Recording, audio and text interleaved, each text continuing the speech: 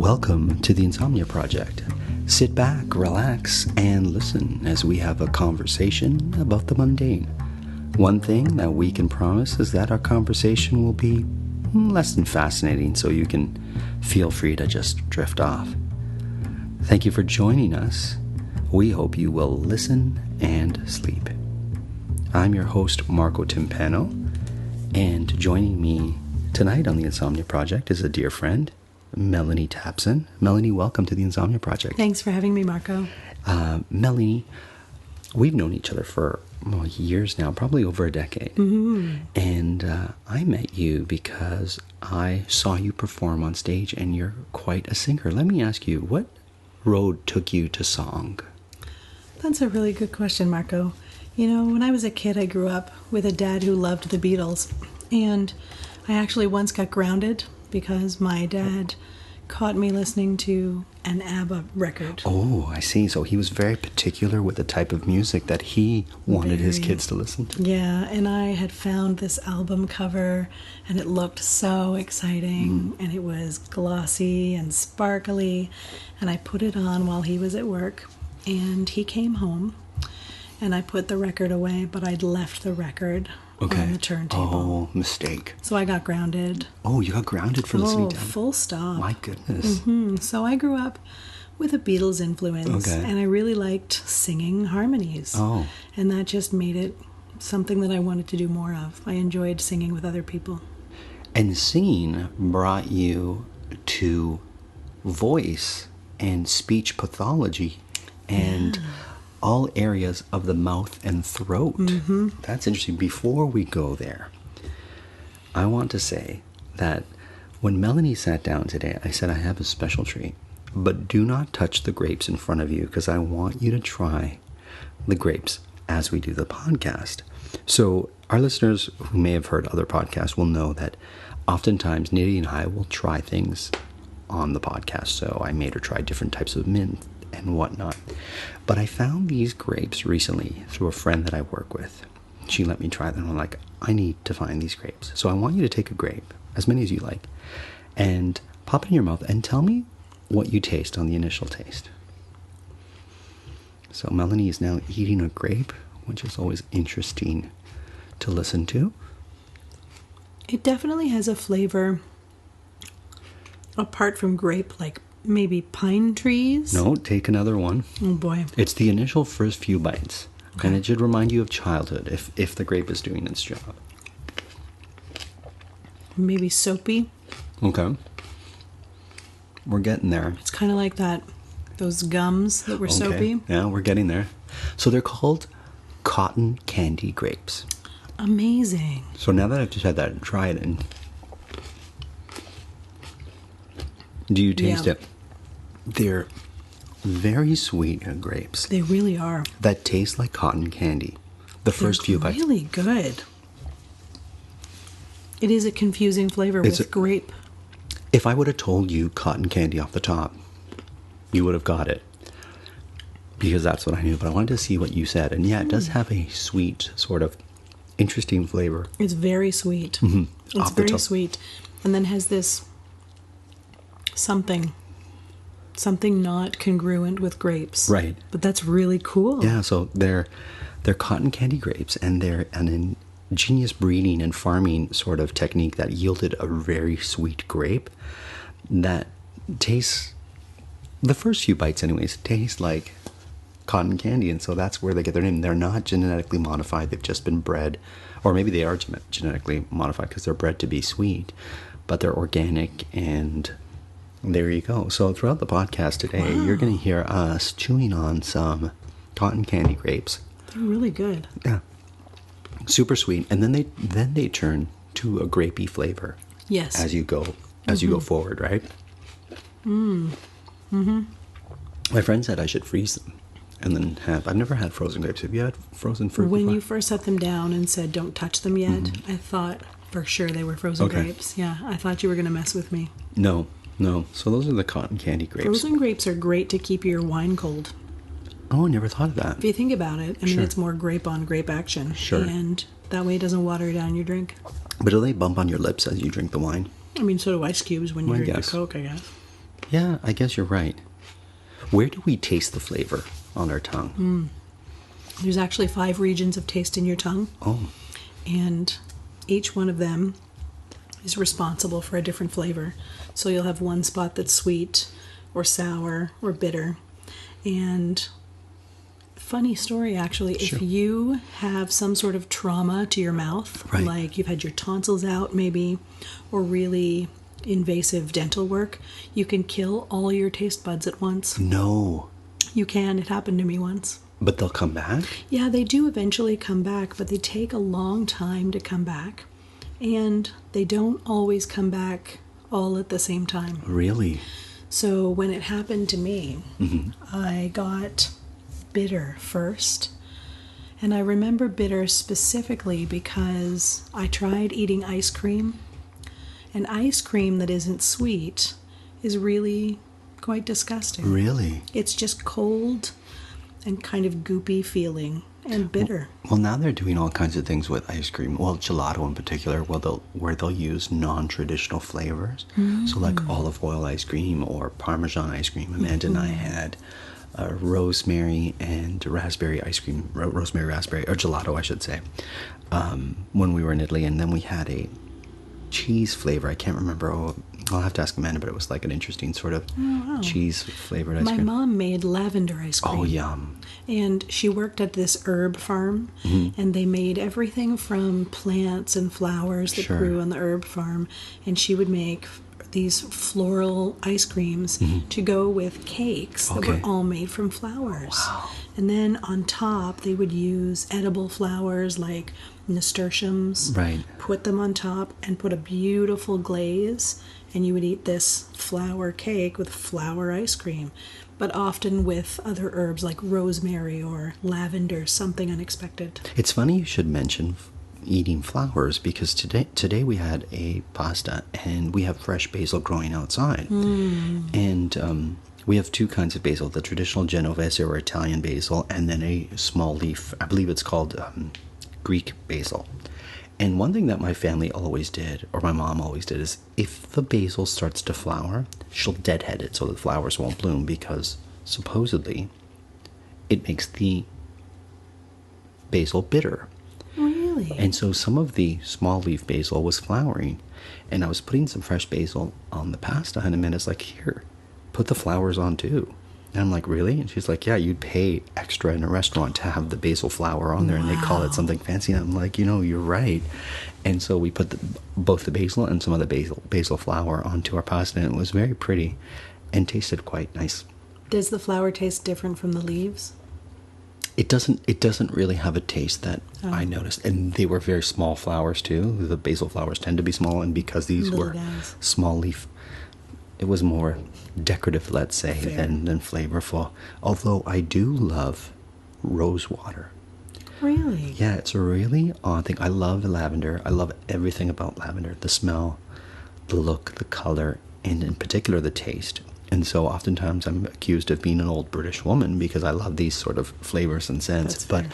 I will often take rose water, which is used a lot in Middle Eastern sweets, Lebanese cuisine and whatnot. Yeah. And I'll put a bit in my tea, a little bit of rose water in my tea, and I'm happy as can be drinking my tea with my Really? dry scone and knitting a purse and thinking of my days in England when I was an old woman. No, but Amazing. that's one of the things I really love. I love the taste of that. Don't you also spray rose water on your linens to make them smell nice? I haven't, but that wouldn't be a bad thing I to feel do. like I've heard of this. I know you can spray lavender scents on your pillows because it's Yes. supposed to help you sleep. And I've tried that. And of course, it didn't work for me. And that's why we have the Insomnia Project going on, because I still can't sleep. Melanie, I want to get into your voice therapy and speech pathology because I find it fascinating. So what brought you there? Well, as a young performer, I ran into problems with my own voice, and I met so many great therapists and singing teachers, but honestly, nobody who had been a therapist and also a singer. So I was a model patient. I did everything right. I was very motivated to change. Right. But we couldn't seem to find a way to get those changes to last when it came to the vocal demands that I had for my job. So I went back to retrain because I got tired of waiting for an answer, and Sure. I thought, I'll find one myself. What's interesting is both you and I studied linguistics. It's true. Yeah, so that's a commonality that we have. Another one that we have. I love languages. That's why I got into linguistics. So I love wordplay. I love the English language and how certain words, I love the sociology behind it. Really? But I'm really not a fan of grammar. You know those people who are very I hate sticklers with grammar and using the proper tense and whatnot? Yeah.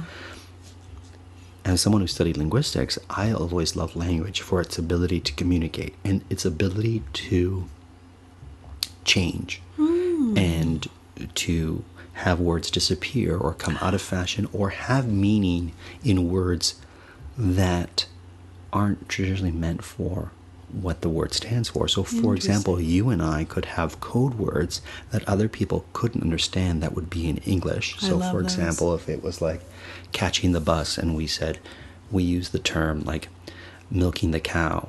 And it's like, well, I've got to milk the cow if I'm going to go to work, meaning I have to get on the bus if I'm going to go to Right. work. You and I could have this sort of coded language. And I love that you can do that with language and have it so that two people could have a conversation where others wouldn't understand. That's so great. I love the sounds of language. Okay. So I'm really into the phonetics. Oh, I loved So phonetics. I love hearing the way you say milk the cow Right. and the way someone else says milk the cow. Right. I love those nuances of language. Or how, obviously, we're both Canadian, how the Canadian accent is often mispronounced by people Yes. who aren't Canadian trying to do the out and about or the Yeah. out and about the way we do it. And they say oot and a boot, and no one that I know of from any region of Canada Says that. It's oot. actually Canadian raising. Oh, That's the yes. term for that. The way we shape our vowels that make it sound distinctly Canadian. I know that there's other words that we do that with. So out and Yeah. about is the one that is like really well known. Yeah. And then I love hearing the maritime car, which is car, It's car. which is It one of is my car. favorite. C-R, car. Car. There's no A in the middle. I nail me should every mention time. that you are originally from the Maritimes, so you And I'm usually pretty good at blending in, Sure. so people don't know in terms of my accent. But if you get in a car to go to the bar to have a party, you will know where I'm from. there you go. Every time. There you go. It's always interesting too when someone tells you you have an accent. Mm-hmm. And it happened when I was working on a cruise ship, and I was working with people from all over the world, in particular the U.S., and they were like, "Oh, you have a very strong accent." I said, "I do," because amongst your compatriots, your comrades, your peers, colleagues, you don't have an accent. And it's only when it's pointed out that you're like, "Oh, I guess I do." And I remember when I lived in New York, I started to hear my friend's Canadian accent as mine morphed into more of a New York. Interesting. I wouldn't say a New York accent, but it became more similar Americanized. similar to what my peers sounded like. I'm very susceptible to that. Are you? Very. With almost 500,000 customers and over $1 trillion of secure payments, Bill isn't new to intelligent finance. It's the proven way to simplify bill pay and maximize cash flow. Want to learn more? Visit Bill.com/proven for a special offer. We live in a culture obsessed with dieting, weight loss, and exercise. And that can make eating disorder behaviors easy to miss. But the reality is, eating disorders are serious mental illnesses that take a major toll on your health and your life. But recovery is possible. Eating disorders are more common than you might think. Chances are you know someone who is struggling with one. Or maybe you're struggling yourself. If you're concerned about an eating disorder in yourself or a loved one, I want to introduce you to Equip. Equip is a fully virtual, evidence-based eating disorder treatment program that helps patients achieve lasting recovery at home. Every Equip patient is matched with a multidisciplinary care team that includes a therapist, dietitian, medical provider, and mentors. And you get a personalized treatment plan that's tailored to your unique goals and challenges. Equip treats patients of all ages and all eating disorder diagnoses. It's covered by insurance, and there's no wait list. If you think that you or a loved one could be struggling with an eating disorder, don't wait to get help. Visit equip.health to learn more. That's equip.health. Want consistent color for every job? Milo's Pro Rewards members get a 20% paint discount on future purchases after paint annual qualifying spend reaches $3,000. Plus, order eligible in-stock paint and paint supplies by 2 p.m. for free same-day delivery by 8 p.m. Improving is easy at Lowe's. Excludes spray paint and mist tints. More exclusions, terms, and conditions apply. Subject to change. Details at Lowes.com/terms. Same-day delivery valid in select zip codes. Subject to driver availability. Details at Lowes.com/same-day delivery. I also love the sound of different languages that I don't know how to speak. Not that I know how to speak a vast amount of languages. I'm sounding like I'm some sort of, amazing polyglot. But really, I love the sound of different languages and trying to pick up, like if you're watching a foreign film and you pick up the words that they use often. So if you're watching a foreign film and you're reading the screen and you hear the word and you pick up or no or yes or hello. Those common words. You pick that up. It's always fun. We were just saying my daughter is 14 months now, and hearing her try her best to speak English before she has the words for it makes it sound like this is what I think English sounds like. Oh, I see. And you can hear there's like a cadence to it. She is definitely using sounds from English, but they don't make any sense. And it reminds me of when I first met somebody who spoke Japanese as a first language. And her voice in Japanese was quite low and quite abrupt. But then when she spoke English, she would immediately use this very high, sing-songy voice.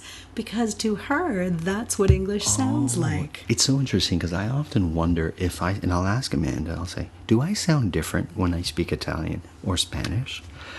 And like, does my voice change? I really ask you because you'd be able to tell right away. But she's like, no, you just sound Italian, she'll say. And I'm like, well, that doesn't help me.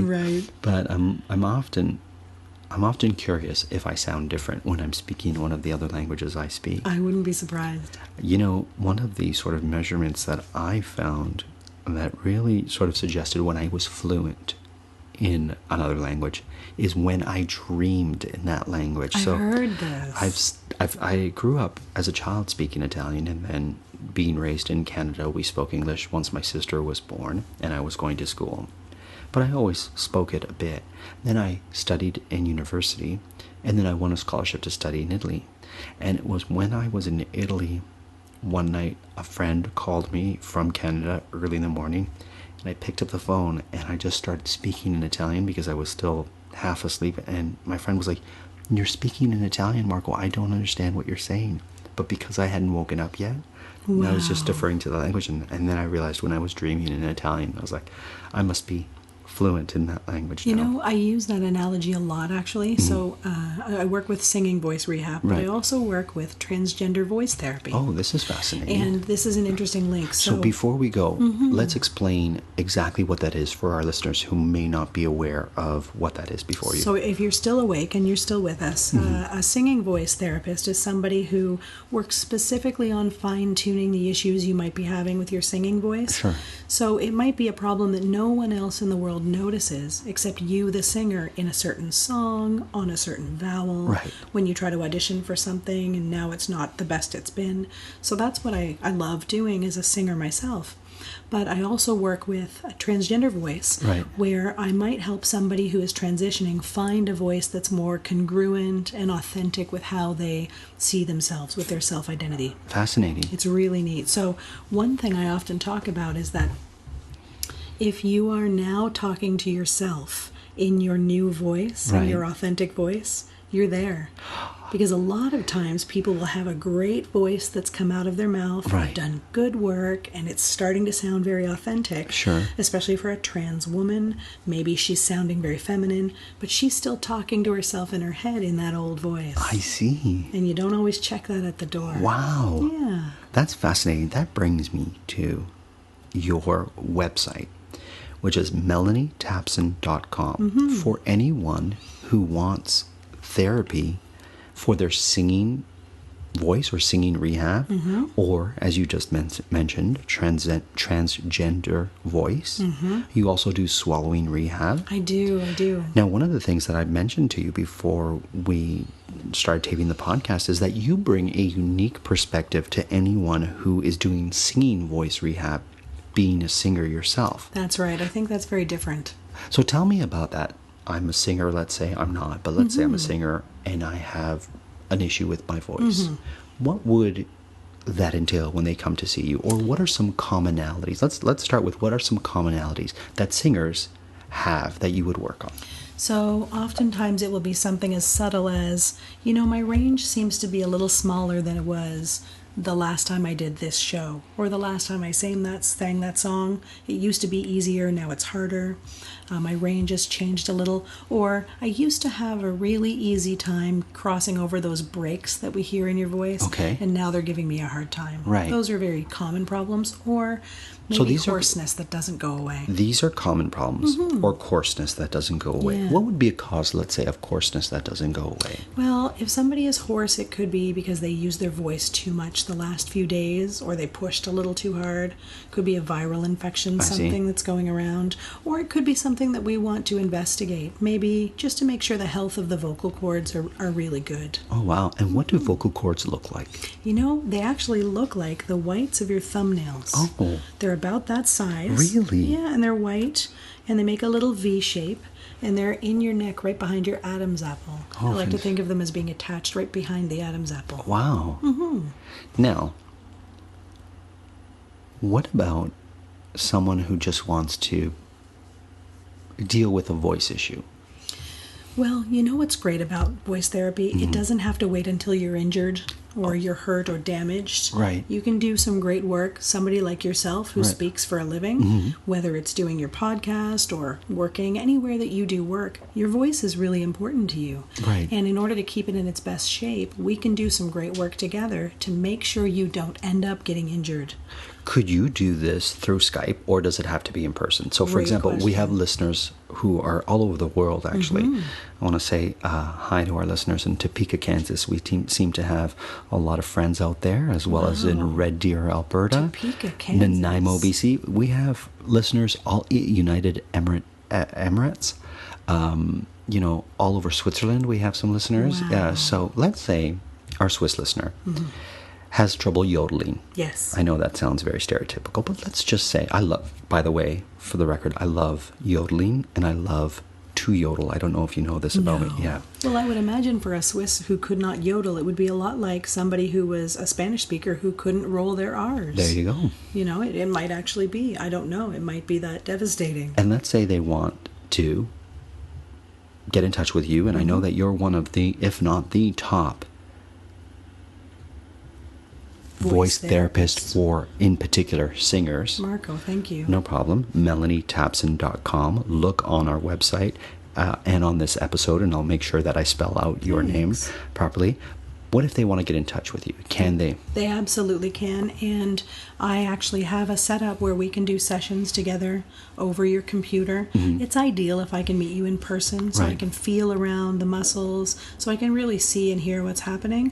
But worst case scenario, if you can't get to me here in Toronto or in one of the other places that I work, I can definitely work with you online, and all you have to do is reach out to me through my website. I've made it really easy. There's also some great information there. I kind of work really hard to make people independent. I talk myself out of a lot of work, but I want people to have good information about caring for their voices. So go to melanietapson.com and read up on your voice. Mention the Insomnia Project. Mention the Insomnia Project. I'd love to know that you heard this. And Melanie will hook you up with something a little special if you do. I will, just for you, Marco, and your listeners, you bet. There you go. Now, back to yodeling, because I don't want to just drop this issue and seem like it was just. Do you yodel?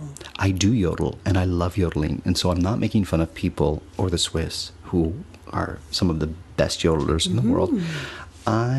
So my mother is from the northern part of Italy, and as a result, from Friuli, where the Alps are, and so not that she ever yodeled, but She heard a lot of yodeling. no, I don't even think so.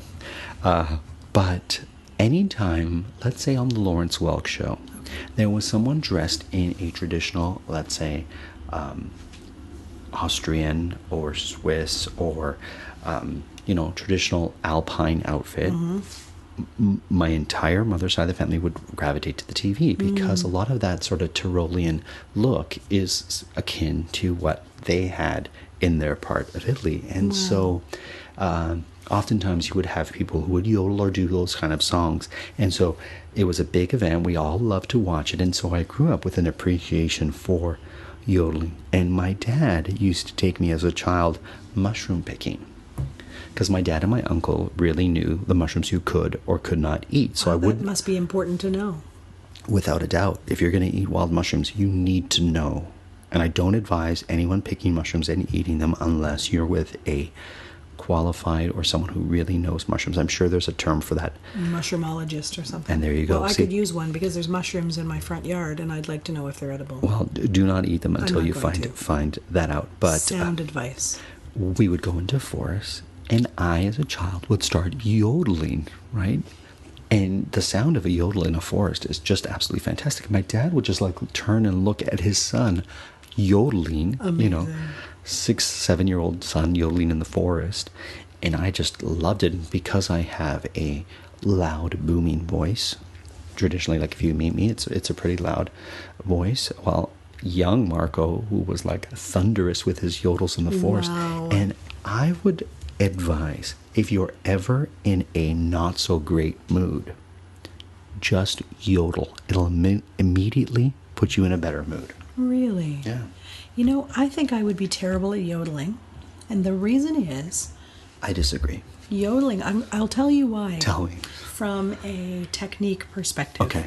When I trained as a singer, I worked very hard to smooth out those register breaks. Sure. So I had a seamless one kind of voice all the way from the bottom all the way up to the top. Sure. Or at least it sounded that way. Certainly we make different adjustments, high and low. Right. But people who yodel, or for example Sarah McLachlan, who does those flips to get up into that sound. Sure. They're doing the opposite. They're jumping that break, and they're literally hopping right over it. Okay. And because I worked so hard to smooth that out, I see. I really struggle with those flips that would make me a good yodeler. So your knowledge of technique and your master at doing that would be a hindrance when you're yodeling, because you would want to get the technique exactly down pat. Yeah, so I have a very North American Broadway jazz sort of contemporary pop sound that doesn't jive well with traditional yodeling. Amazing. Now I think I want to go learn how to yodel. You know what? When you learn how to yodel, we'll have you back on the show anytime you want. Done. But if you do get your yodel on, please let us know, because we would love to have you on the show to tell us more about yodeling. Well, I hope somebody who's listening knows what's an expert in yodel? A yodelologist? And that just brings us back to my love for linguistics, because you can say a yodelologist, and everyone knows what everyone knows what it means, but it's probably not the right term. No. And that's why I love linguistics. Melanie Tapson, I want to thank you so much for being a part of the Insomnia Project. Thank you, Marco. You can find out more about what Melanie does at melanietapson.com. Feel free to give her a ring or send her an email. Feel free to send us a tweet at Listen and Sleep. As always, the Insomnia Project is produced by Drumcast Productions, and tonight's show is recorded on Queen Street here in Toronto, Canada.